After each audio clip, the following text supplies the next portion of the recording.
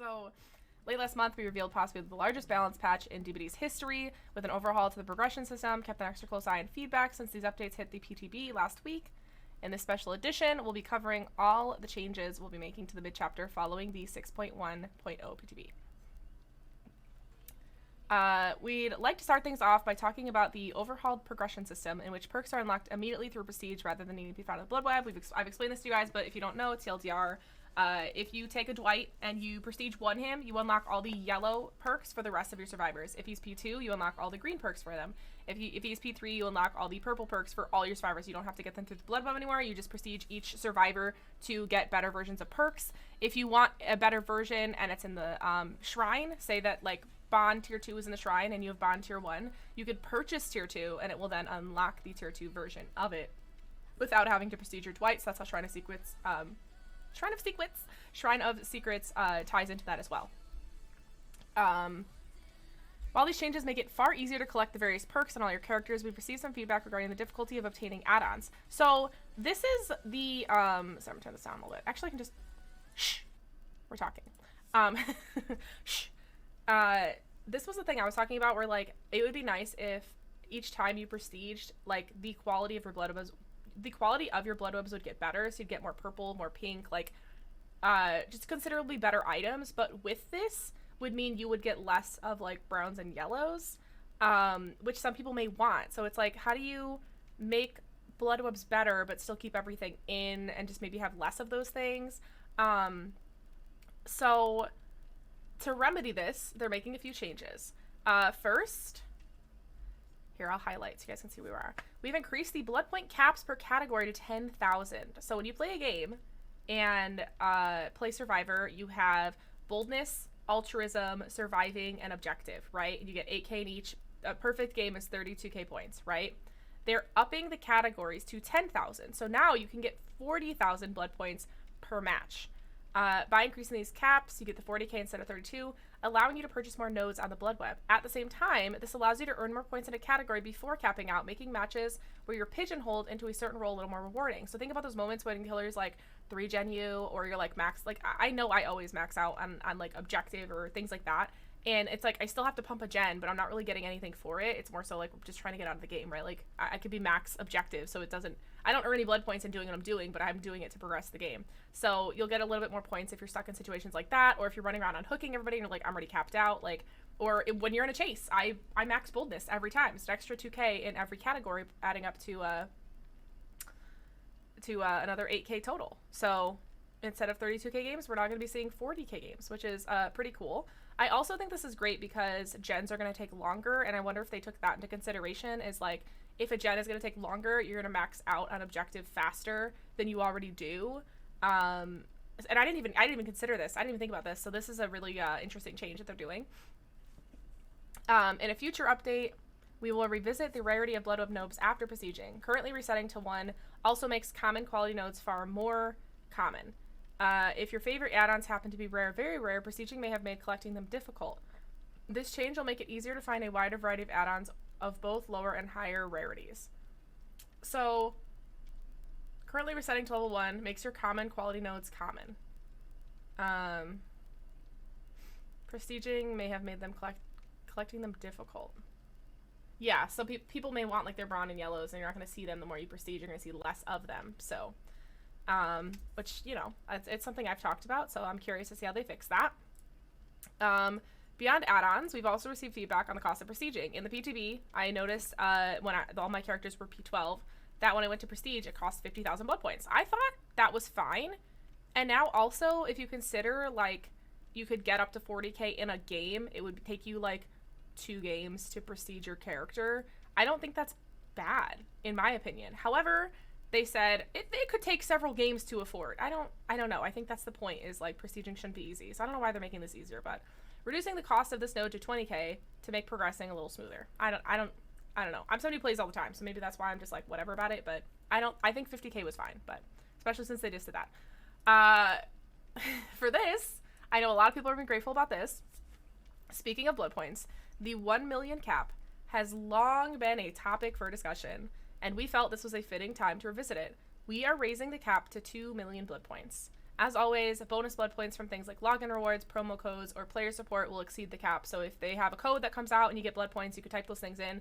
It'll exceed the cap, but if you were to play a game or to turn in a challenge or something, it will not exceed. The only things that exceed are if they come out with codes and things like that, so you don't have to like rush and get things through.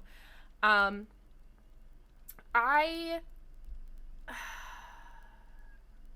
don't know. I've always been on the side of like, I know a lot of people love this. I know everybody has been like, I want a bigger cap. I want a bigger cap. Do you know how long it takes to spend 1 million blood points?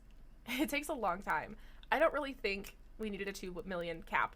But also, with the monthly rewards of if you have Eerie 1 on Survivor and Killer, that's 1 million blood points for both, and you end up with 2 million right there. So I think this runs in line with what they have been rewarding with. Like, they should have done that when they changed to grade rewards of like 1 million on each side. They should have then upped the cap to 2 million, being like, well, it's possible to get 2 million blood points like that, so therefore like we'll put the cap at 2 million. So I'm just like, I don't know, it's gonna take getting used to, I guess. And I guess, I don't know, I'm also thinking like for those moments that there are like double blood points and I'll have to like when I was playing with the girls and I have to be like, oh, let me go spend my blood points really quick and things like that. So I guess things will be smoother in that run where I don't have to like rush off and spend blood points instantly to keep chucking them down. So I don't know, I'm just kind of like, okay, like I don't think this is like game changing for me, but it's also not like unnoticeable.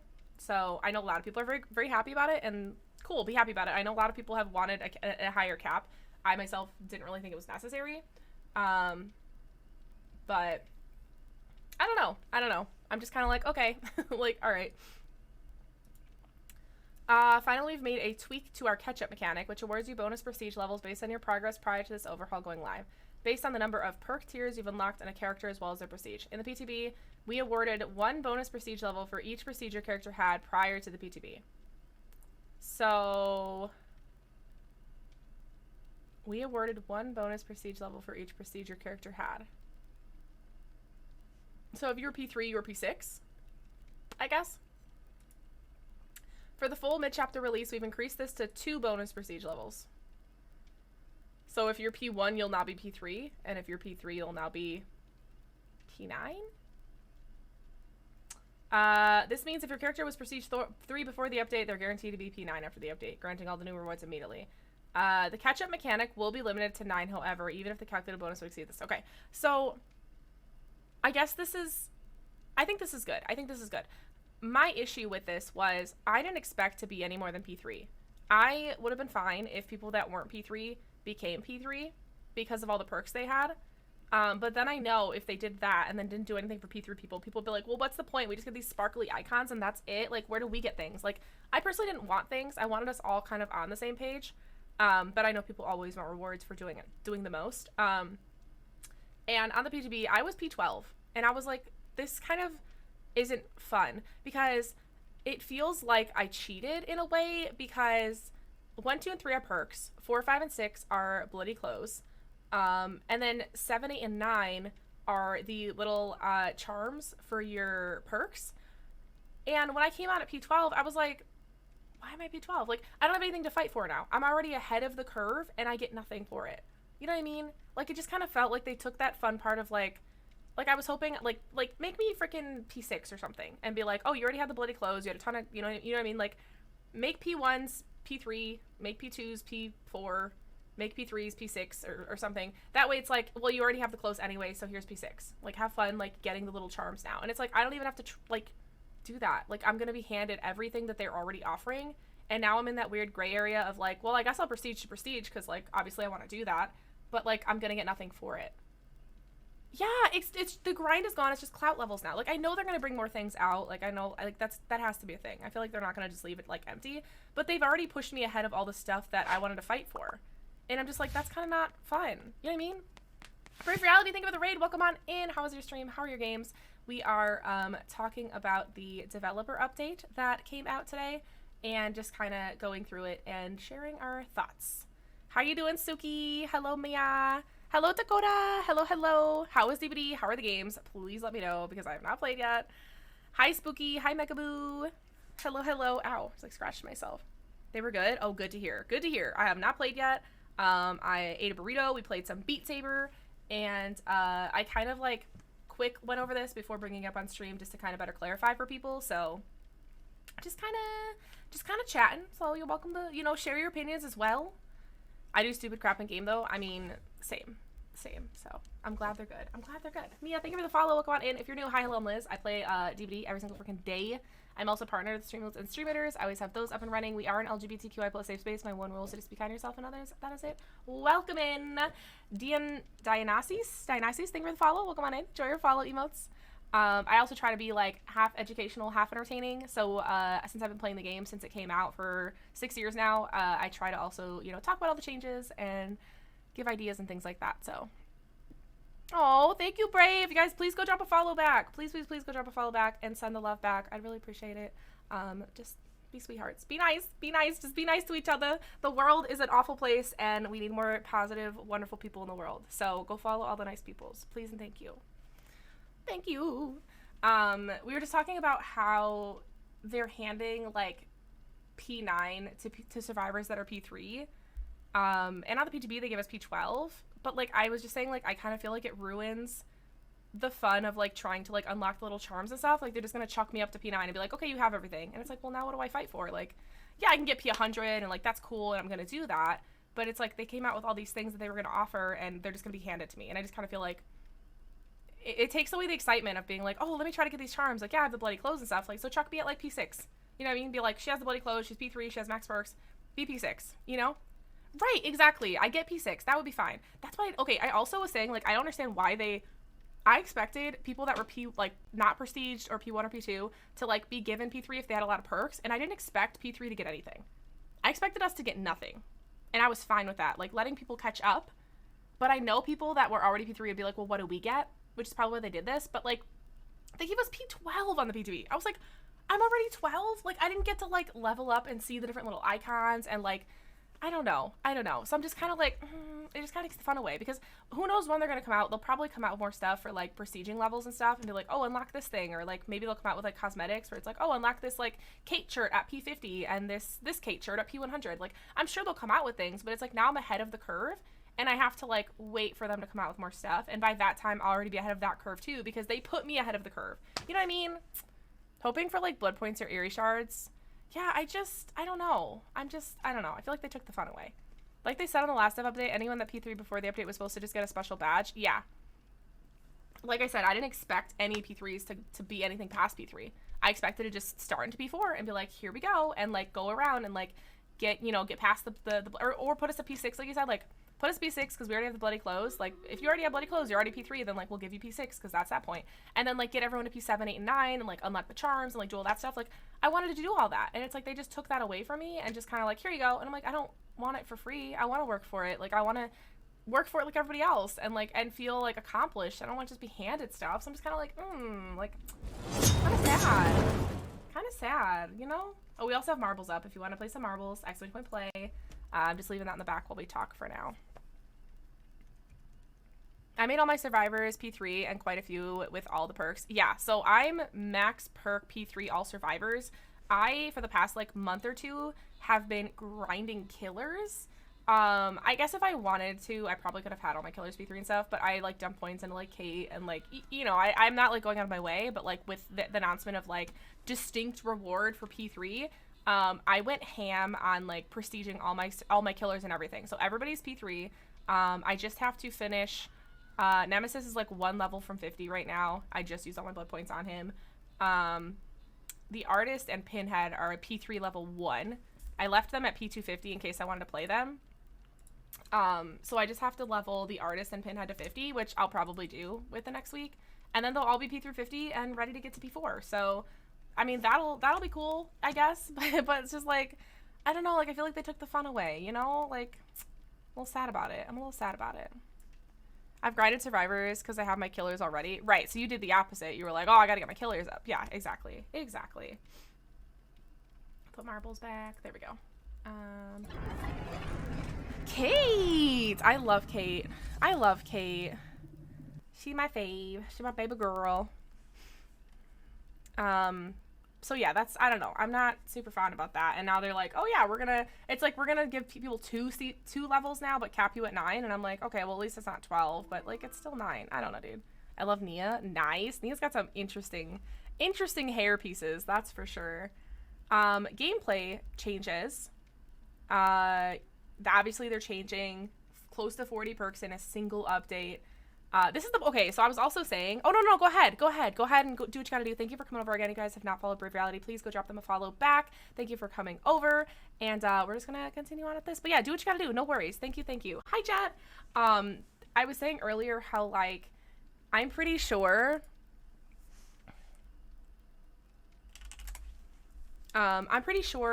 that they did this on purpose. I feel like they purposefully put exploitable things in PTB because it gets a rise out of people and people create content. And like I said, Dead Hard and DVD were trending for like 2 days, and then today Dead Hard's trending again. So I feel like they purposefully put exploitable things in PTB because people are gonna be like, what's happening? And they'll like talk about DVD. So kind of felt like they did that on purpose. And the thing that made me feel that way is this paragraph right here. When changing base mechanics and close to 40 perks in a single update, some wacky interactions and powerful strategies are bound to appear. We went into the PTB hoping the community would experiment and abuse these changes to their fullest potential, and you did not disappoint. Thanks to your feedback on the PTB, we have a few changes in the works for the mid-chapters release. The way they worded that made me feel like they did it on purpose. Like the off-the-record 80-second, I don't know. The way I read that, I was like, y'all did that on purpose? I feel like y'all did it on purpose. Like, I feel like in the past updates, people find something and it's like, ooh, that's pretty exploitable. And they're like, oh, we fixed it. No problem. And this is like, you did not disappoint, guys. Thank you for finding our exploits. And I'm just like, did y'all do it on purpose, though? I don't know. I feel like the TikTok endurance hits made behavior be like, no. Yeah, I cannot wait to get into that as well. I made a last-second choice to drive to comments today. Oh, you guys are having a good time. How you guys feeling today? So, endurance. The endurance effect has been a hot topic for discussion since the PTB went live. Historically, the status effect has been used very sparingly, but with the advent of new ways to get the effect, some of you made it your personal mission to chain together as many endurance effects as you could. So there was people that were getting unhooked with off the record, being healed, then taking a hit, taking an endurance hit with off the record, taking a dead hard hit. If they use like a med kit, like a styptic, that could be another hit. If you had Medal of Man, that's 5 chain endurance hits. You know what I mean? Like, people were doing the most. They were doing the most.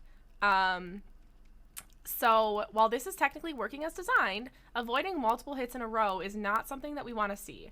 As a result, the endurance effect will no longer protect you from going down if you already have the deep wound status effect. So if you use Dead Hard, the way you read this makes me feel like behavior was tongue-in-cheek writing this down. I'm just saying, that's how I read it. Like, that's how I perceived it. I know everybody reads things differently and perceives differently, but like, that's how I perceived it. I'm like, I know y'all that by delay. I've been around the block. So now basically what this says, TLDR, or if it confuses you, if you're already in deep wound state, like if you took a borrowed time hit, oh, that's the thing too, borrowed time, right? So say you get unhooked, you get borrowed timed, you get off the record, you dead hard, you use a styptic, and you have Medal of Man. it just keeps building. So basically TLDR, how it works now is if you're in an endurance effect, you can't use it again. So if you dead hard and get put into the endurance effect, and then you have off the record or something, it's not going to work. You've already been put into that effect, right? You've already taken an extra hit. You cannot chain endurance hits. So that's what they're basically saying. So if you have off the record and it activates, or if you have dead hard and it activates, you have borrowed and activates. If you have borrowed and then you try to dead hard, it won't matter because you're already in a deep wound state. So that's what this says. Effectively limits the number of hits you can avoid with endurance to 1 until you mend your wounds. So if you mend your wounds, say you get hit with borrowed, you run off, you mend yourself, and you have off the record, you can go and like go back into endurance. But if you're in it, you can't take another endurance hit. You'll just fall over. Keeping it as a powerful effect that can be included on various perks while providing a hard limit on how powerful it can be. As a note, you may still gain the endurance status effect while you have deep wounds. This is intended. While it won't prevent you from avoiding a hit, it will take effect if you're able to mend your wounds while the effect is still active. When I read this, I was confused because I was like, what is this saying? This is basically saying, like, on your screen, it'll show the little guy, like, say you get unhooked with borrowed and you take a borrowed hit and then you mend and you have off the record still active. Like, you can go and use that hit However, if you didn't mend, it won't count. So you'll see it on your screen, but that doesn't mean it's going to protect you because you're already in that state. So people will just have to learn this moving forward, that like, yes, that pops up, but it's not going to work unless you've already mended yourself. So that took me a minute to like understand. I was like, huh? While we're comfortable sending most of the updated perks to the live version of the game, there were a few outliers in the PTB that we wanted to take a second look at before release. As a reminder, PTB typically does not have enough players for ranked matchmaking. Everyone's paired together. It gets a little tricky to kind of find like how things work there.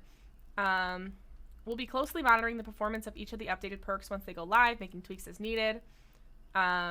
These tweaks would be made as soon as possible, not necessarily postponed until the next mid-chapter. So if there's like major issues, they'll address it quickly if they can. Spine chill, they were planning on changing, and then the deaf and hard of hearing community was like, hey, excuse me, we use this perk to know if the killer is coming because it's hard to hear, so therefore the perk kind of tells us that. And they brought that to Debulight's attention, and they were like, oh, okay, wait, we maybe don't want to change it entirely yet. So Spine chill now activates when the killer has a clear line of sight. After revealing this change, many voiced their concerns about how this would affect deaf and hard of hearing players who relied on spine chill as a replacement for the terror radius. While we don't want accessibility to fall on perks, so they don't want people to have to use spine chill because they're deaf or hard of hearing, like that's not fair. That's like, well, I have to check an extra perk because of my disability. Like that's not fair either. We don't want to remove this aspect of the perk until we're able to implement a more permanent solution. For release, we have added a visual indicator to spine chill's icon that displays the terror radius's strength. So I guess it'll basically show as the killer's getting closer to you. So they have that as a fix for now. In the future, we'd like to revisit this and implement a permanent solution that does not require a perk. Only once this happens, the terror radius in a kill will be removed. So until they figure out a way to help the deaf and hard of hearing community without having to use the perk, like maybe have some type of built-in terror radius visual indicator that you could put on your screen, Spine Chill will do that. And then once they find a way to do that, they'll then take that off of Spine Chill, if that makes sense. How about they just add visual indicators for important survivor sounds? I mean, this seems to be going in the path that they're going to be doing, is adding those things. So I like this one. I think it's good. I think it's good. They already have it for killer, kind of where they didn't have a survivor one. Have what for killer? What do they have for killer?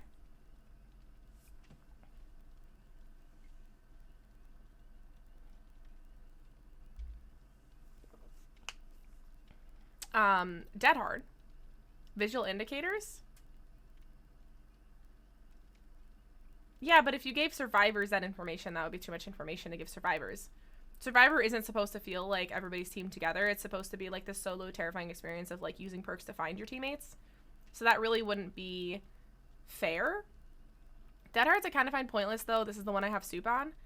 Yeah, dude, my concern was that people who aren't deaf or hard of hearing would use Spine Chill benefiting more from the perk. I'll feel more at ease when it becomes a setting. Right. So this is a good hold until they figure out something to put into the game to help people so they don't have to rely on a perk. So this is a good step. This is a step in the right direction. So just for survivor info, they did come out with something a while ago asking like, is that something you guys would have interest in? Is like, if like it showed like your teammate showed a generator next to it, like they're working on a gen, or like a totem next to it, they're working on a totem, or like just little things like that. And then it never really happened. So I don't know. A heart beating in a corner or something for radius. That's what they're saying they're going to work on. They're saying in the future they want to revisit this and implement a permanent solution of like terror radius showing on your screen. So they are working towards that. Maybe something like how they have it on mobile, or if you've played Identity V, how they have like the heart beating out of your chest. There may be something like that in the future.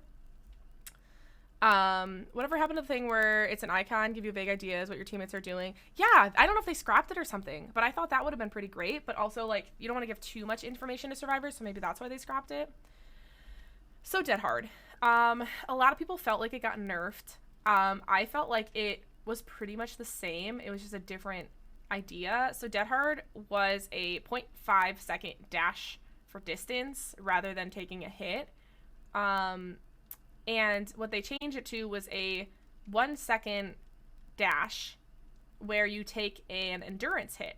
So now it's like, yes, you still take a hit or like negate a hit, but now you have to go off and mend, which I thought was fair. I thought that was a fair assessment. A lot of people aren't using Dead Hard to like avoid a hit. They're using Dead Hard to get distance to a pallet, to a window, things like that. It's been very frustrating for a lot of people.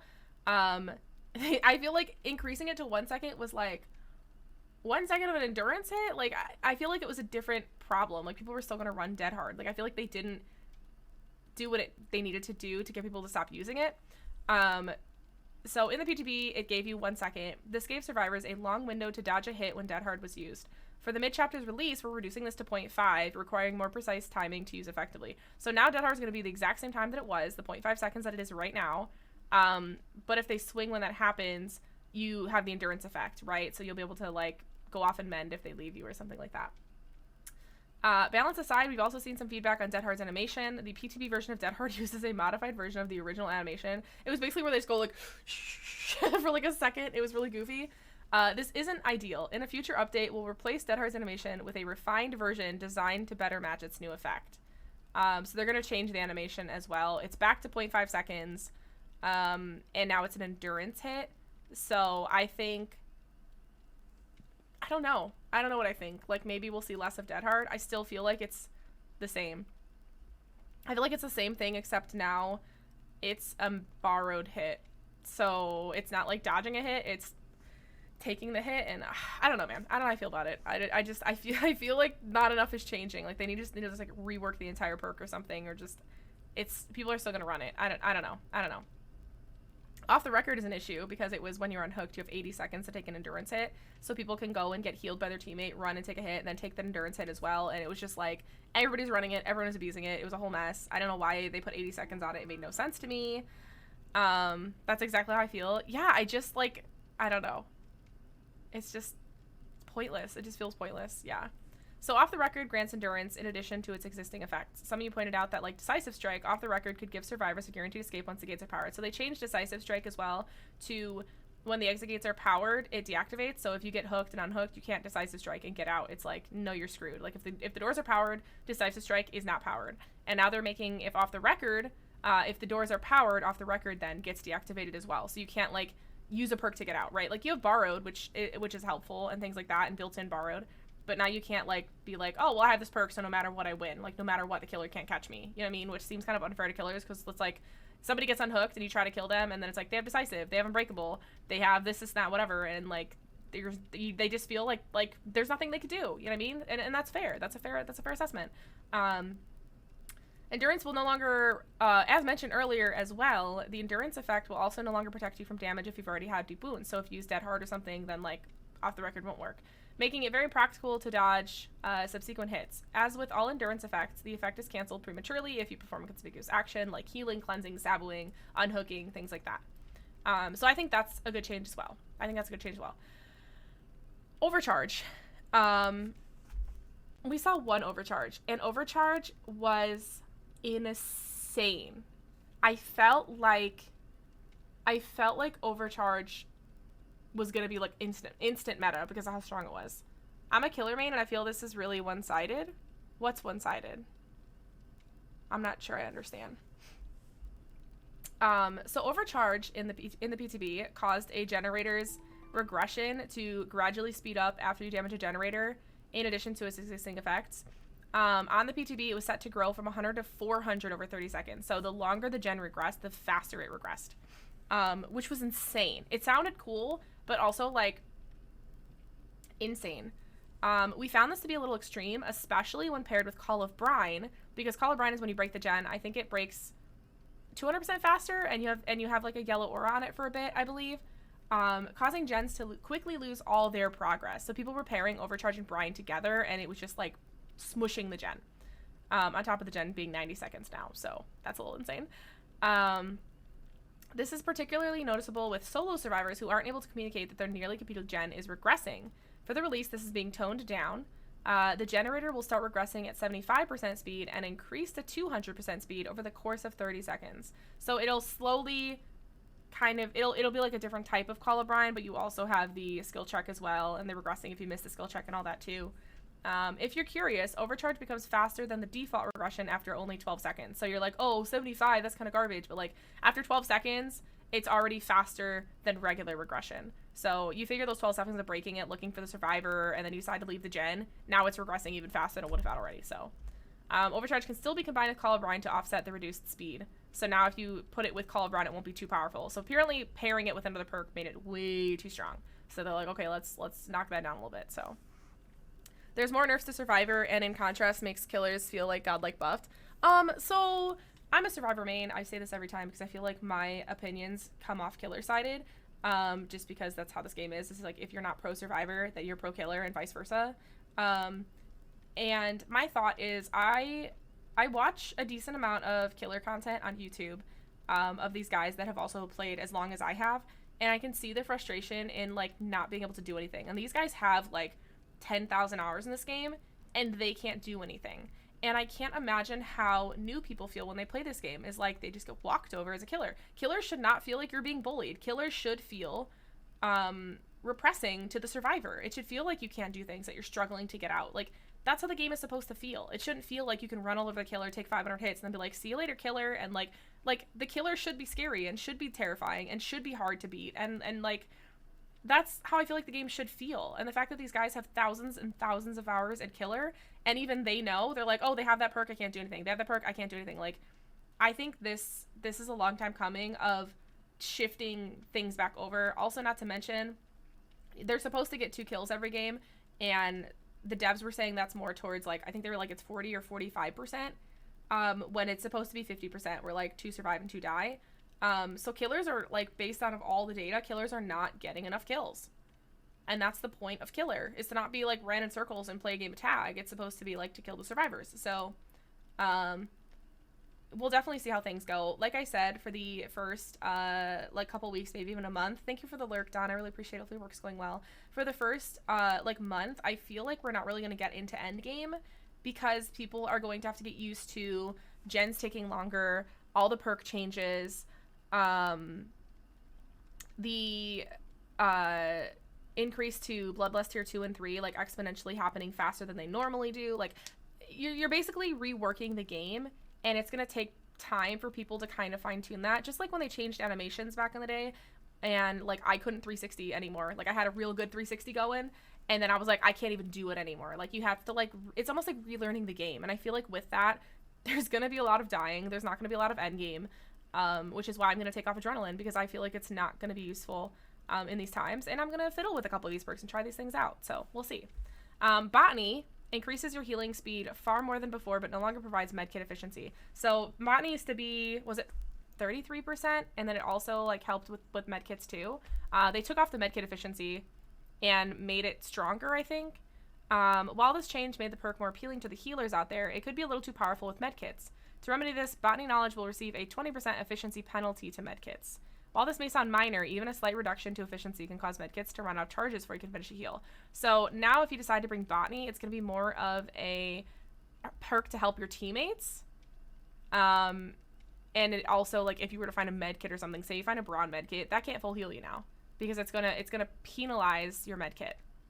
So I don't know. I guess I'll have to see more on this, but a lot of killers are getting annoyed with, like, how fast heals are and how fast medkits are. So maybe this is a good way to, like, oh, I brought something to, like, heal faster, but also I can't heal myself. So maybe this will kind of counterbalance the tons of healing people are doing.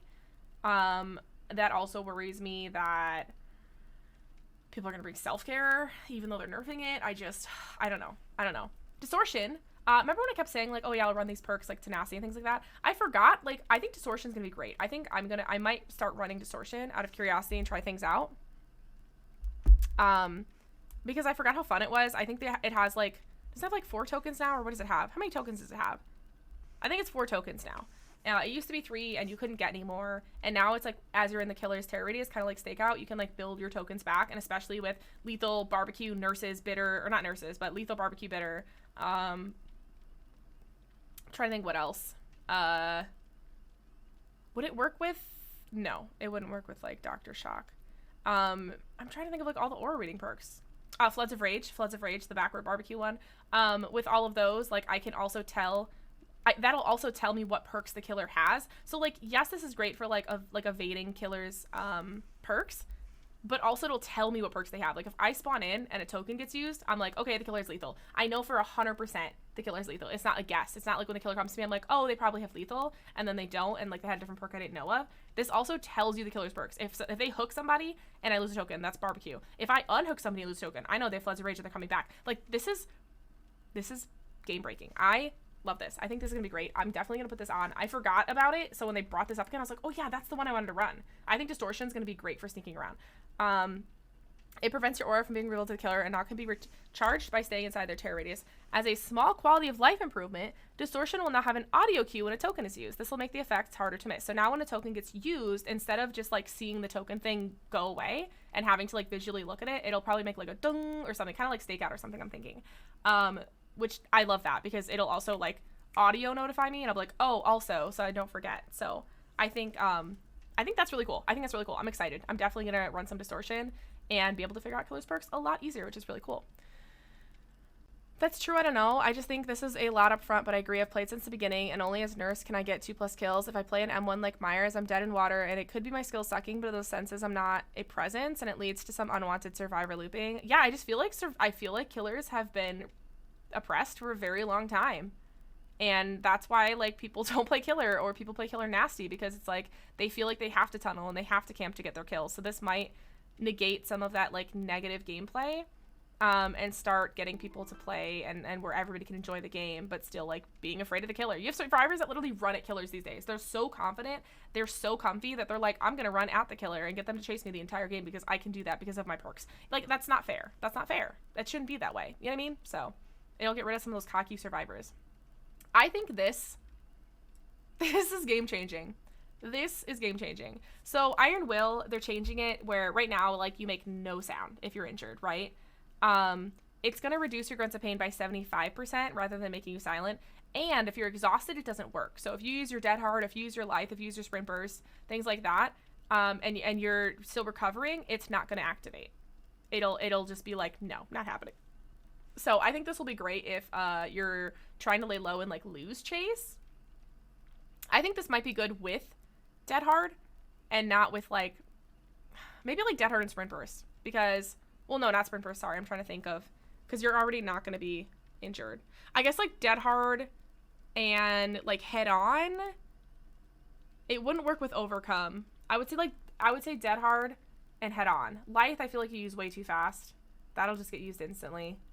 Yeah, I would say dead hard and head on. This might be good with, like, if you haven't head on yet, and you haven't dead hard yet and you're trying to lose the killer, it can be helpful, but once you're exhausted, like, it don't work no more.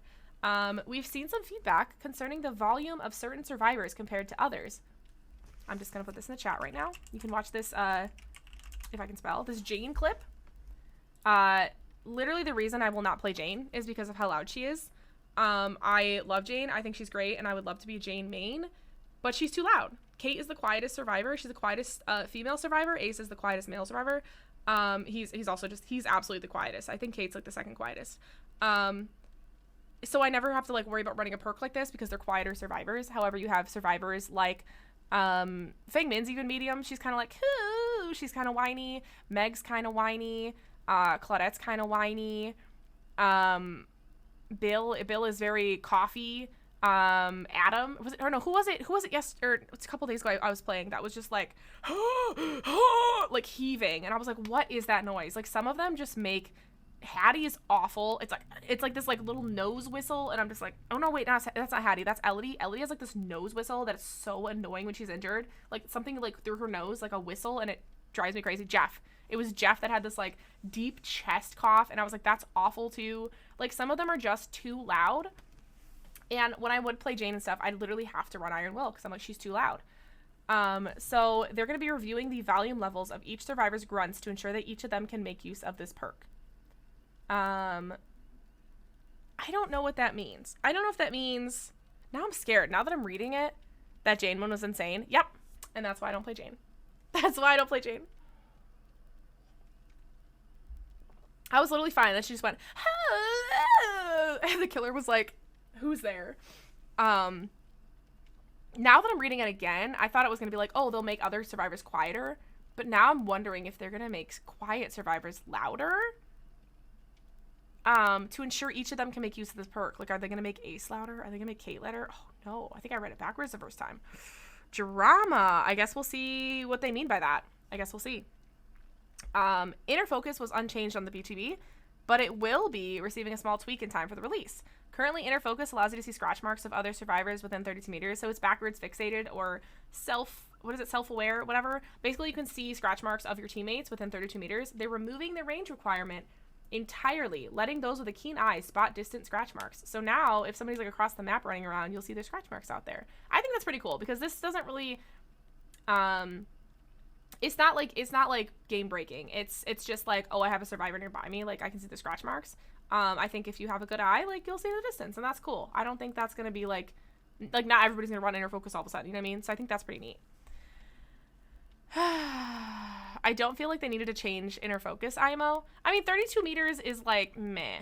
Like, also you have to remember, like, people play this game very selfishly. They play for their perks, not for other people's perks. Like, sometimes you see will make it, sometimes you'll see perks that help other people, but most times you see perks for themselves. You see Unbreakable, you see Dead Hard, you see Decisive. You see perks that benefit them because they don't care for their teammates, or they feel like their teammates aren't going to be able to help them in those moments. So people are already not going to run this because it's like, oh, see my teammates scratch marks? Okay. So I think taking this off, people will actually maybe start running it now, which I think will be pretty cool. So it's kind of like fixated. Like, nobody runs fixated. You know what I mean? I mean, it gives you like a 20%. I mean, some people run it. Some people run it for the speed. But this doesn't have something like this. This isn't like, oh, you walk 20% faster. It's literally by itself. So I think that change will help, and maybe people will use it. There's also, they probably looked at the numbers and saw that like nobody's running it, and they're like, okay, let's give it like a little bit more of a benefit. Because they don't do things like this unless like nobody's running a perk. If a perk is like dead, like nobody's touching it, they have to do things like this to get people to use that perk. Like, they're constantly trying to get people to use all the perks, right? So visual changes. The progression overhaul came paired with several new cosmetic details, including new charms and effects. Unfortunately, the feedback to some of these new elements and the PTB was less than stellar. We want these rewards to feel like a satisfying payoff for the effort they take to earn. We've taken your feedback into consideration and iterated on each item. So the perk charms are 7, 8, and 9. Allowing you to showcase both your favorite perks and your dedication to your favorite character. On the PTB, you guys remember they were like bright red. They were super bright. They looked goofy AF, and like I don't think anybody would have touched them. Many felt they lacked the flair that such a reward should have. Going forward, these charms will have a purple background like the actual tier 3 perk and feature a golden border, which I think this is a lot prettier. I think with the red on red, it was kind of hard to see the perk, and it was just kind of like, this is so silly. So I think this gold, and it's also purple because it's tier 3, and then having the like white layout of the person on it, I think this is perfect. Like, there's a really good contrast here. It's really pretty. I think people might actually run these now. So hi, meow meows, how you doing? I haven't seen anybody run that perk before. I ran it like once or twice when I first got Hattie, but that plus self-aware got really confusing. Oh yeah, just scratch marks everywhere. I love it. I love the chaos, but yeah, people are probably not running it, which is why they're doing it. Meows, how do you feel about everything? Did you read all the stuff? How you feeling about it? Just got back home from a nice night drive. Oh, I love night driving. So cozy. In your nice new car, did you name her yet? Those charms look so much better. Yeah, they look so much better. So much better. Those who reach Prestige 3 prior to progression will receive a special effect on their character's portraits. That was the yellow orbs drifting across. They said for the full release, this effect has been replaced entirely with animated scratch marks. Additionally, the effect will appear between the character and the background. So the gold was like over the whole portrait. This is going to be like red behind the survivor, so you don't get like too much going on. You can disable it obviously as well, but I like this. In the video we couldn't really see it, but see how there's like little scratch marks? Listen, I am a self-aware gamer. I'm a fixated gamer. I love it. I love the scratch marks. I think, like, yes, honey, yes. I love it. I think it's amazing. I've not named her yet. I almost called her TT, but you know what? It's your car. It's your choice. I haven't read this all. It's a lot. I could TLDR for you. I like the red more than the vomit. Yes, I do too. I think the gold was like over the whole portrait. It was just like, I knew people were going to turn it off because it was too much. It was too much. So this is great.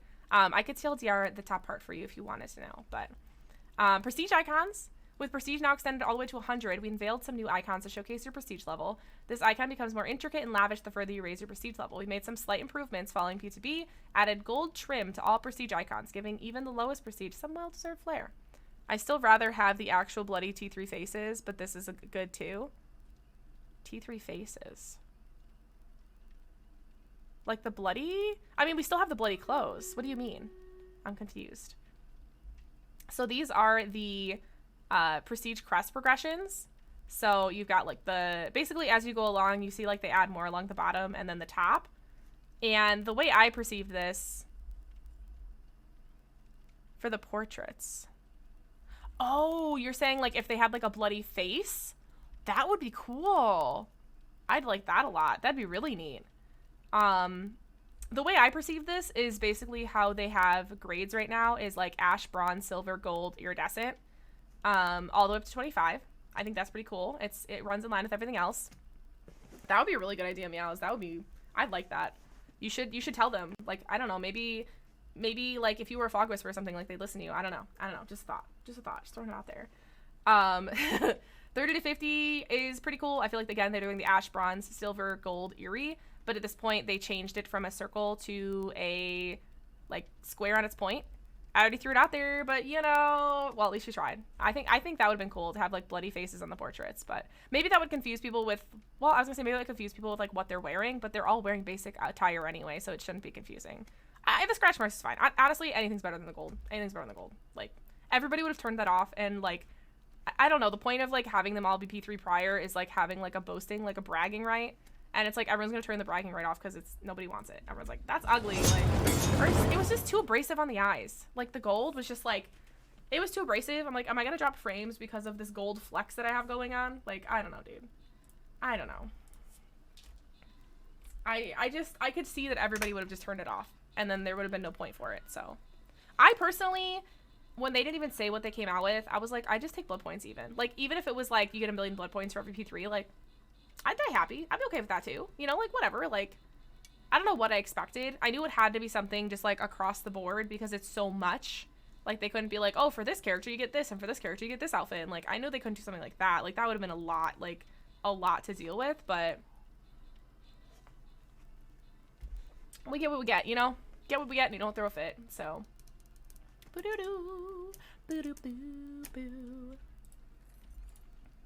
Oh, I forgot to turn in my quest, my 2 quests.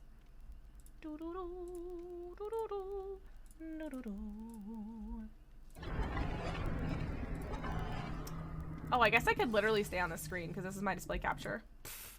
Duh, Liz. What are you doing? Placing a vampire. That's what I'm doing. Rawr. Where is it? There it is. So I like these. I think this is cool. I like how they stick with the, like, ash, bronze, silver, gold, eerie. Ash, bronze, silver, gold, eerie. And then you get to 55, which is then a... Oh my god, Liz, you know this.